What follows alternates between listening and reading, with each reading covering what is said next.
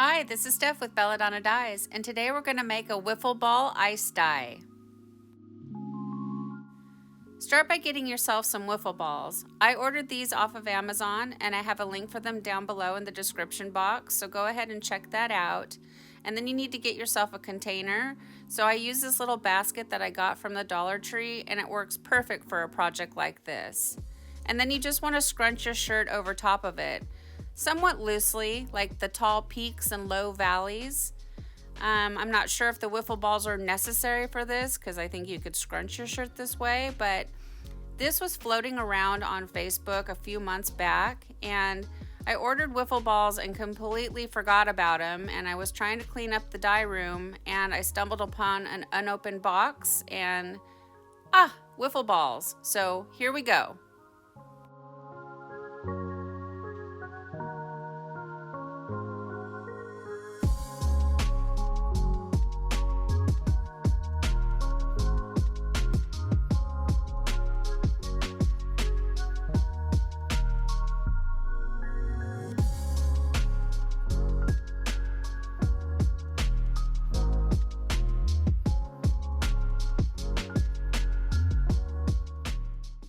I was working at this for quite some time trying to get it right, and then I noticed that the top of each wiffle ball was smooth, and I didn't like that, so I gave each one a little pinch and twisted it, kind of like cupcake frosting.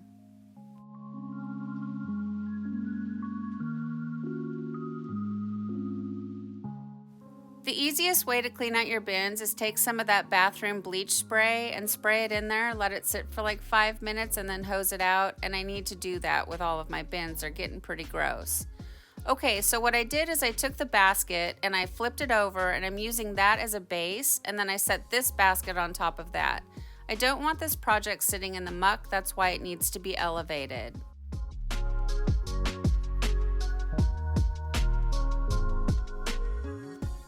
Randomly sprinkle your dye around, and you can do anything that you want. I chose to do 3 of the wiffle balls in Razzle Dazzle and 3 of the wiffle balls in Alpine Blue, and then I just sort of put some dye around in the valleys. So I'm calling the tops of the balls the peaks, and down around the balls are the valleys.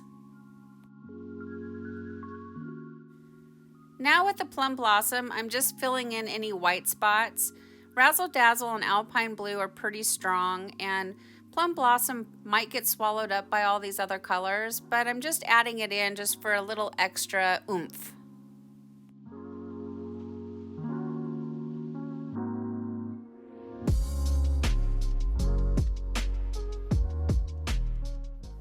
Grab a mask and give your project a quick little sprinkle of soda ash.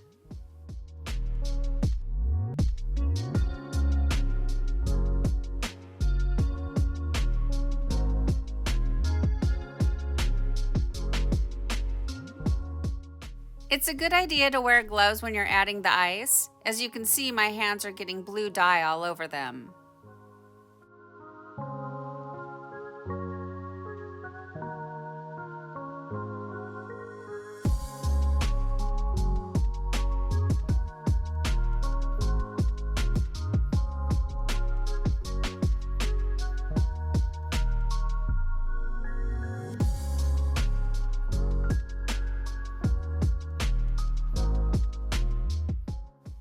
This project, I'm going to set it and forget it because I've never done the wiffle balls, so I want to see what it's going to do. And then you want to batch it for 24 hours after the ice melts.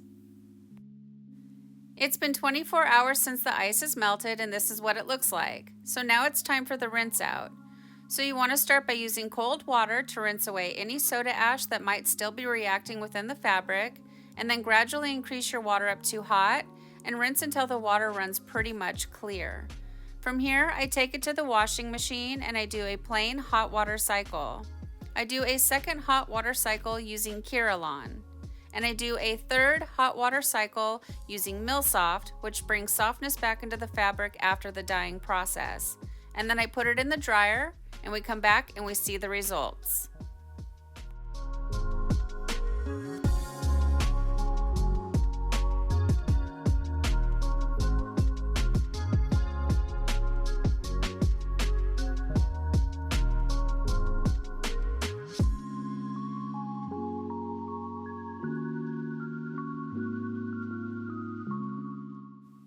Well, here it is, guys. Here's our wiffle ball ice dye after it's been washed and dried. Who knew? So I have to be totally honest with you. At first, I didn't like this shirt at all. I thought it was really ugly. I couldn't understand the hype. It was a little bit wrinkly coming out of the dryer, and it just didn't look good.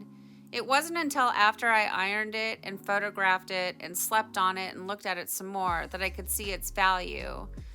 So before you count your projects out, you guys, sleep on it and look at them for a few days because it might change your mind.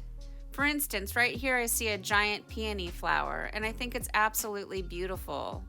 And that little bit of orange that's coming off the razzle dazzle, it looks perfect. It was right in the center of the flower. So these are the up close shots of the watercolor, and it's absolutely stunning.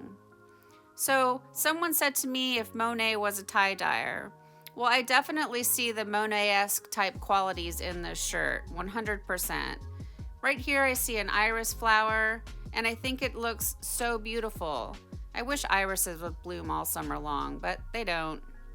So anyways, I will definitely be trying this technique again. I think it does give a great watercolor effect, and that's definitely what I look for when I do these type of scrunch dyes. And then right here is a side-by-side of the outside of the shirt and the inside of the shirt and some speckling. So you be the judge if you want to turn your shirts inside out or not. I did not turn this shirt inside out, and so on the outside there's speckles, and I think that they give some interest. They don't bother me one bit, but on the inside the speckles are still there. So you have to decide whether you want to turn your shirts inside out or not. So what do you guys think of this shirt? Please leave me some comments down below. Thank you so much for watching. Please subscribe to my channel, leave a thumbs up, and click the bell and set it to all. That way you get notified of future uploads. And remember, have fun tie-dyeing.